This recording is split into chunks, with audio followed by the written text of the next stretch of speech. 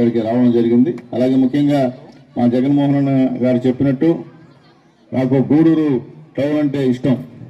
తర్వాత నాకు రాజకీయ భిక్ష పెట్టింది నల్లపరెడ్లు, అది కోట వాళ్ళది కాబట్టి కోట అంటే ఇష్టం అని చెప్పి ఎక్కడైనా చెప్తా, ఏ దయాస్పదం ధైర్యం చెప్తా. నేను రాజకీయాల్లో వచ్చానంటే నల్లపరెడ్లు దయ వాళ్ళు ఉన్నారు కాబట్టి ఆ రోజు నాకు మున్సిపల్ చైర్మన్ చేసింది నల్లపరెడ్లు, ఎమ్మెల్యేగా చేసింది నల్లపరెడ్లు అప్పట్లో.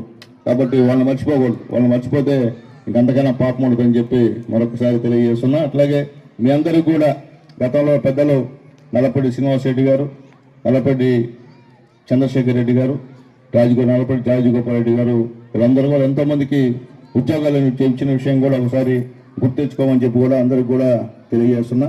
అటువంటి వాళ్ళు పుట్టినటువంటి గడ్డ ఈ కోట కాబట్టి ఖచ్చితంగా ఈ కోట అంటే నాకు ఇష్టం. అలాగే మా నాయకులు మా సర్వోత్తమ్ రెడ్డి, మా జలీల్ గారు చెప్పారు, ఎదురుగా ఇండోర్ స్టేడియం కనిపిస్తుంది, కడుపు మండిపోతుంది. ఎందువల్లంటే ఆ రోజు నేను శాంక్షన్ చేసి తీసుకొచ్చా, కానీ గవర్నమెంట్ పోయిన తర్వాత 5 సంవత్సరాల్లో అక్కడ ఒక్కరు కూడా ఒక ఇటుకు పెట్టేటువంటి పరిస్థితి చేయలేదని చెప్పి నేను తెలియజేస్తున్నా. కానీ ఖచ్చితంగా మీ టీచర్స్ అందరూ కూడా అడిగారు, అలాగే మా నాయకులు కూడా అడిగారు. కాబట్టి ఖచ్చితంగా త్వరలోనే దానికి నీళ్లు తీసుకొచ్చి అది పూర్తి చేస్తానని చెప్పి నేను తెలియజేస్తున్నా. అలాగే మా జలీలు చెప్పినట్టు పైన దీనికి స్లాబ్ కూడా త్వరలోనే అధికారులతో మాట్లాడి ఎస్టిమేషన్ ఇచ్చి కూడా చేస్తానని చెప్పి నేను తెలియజేస్తున్నాను.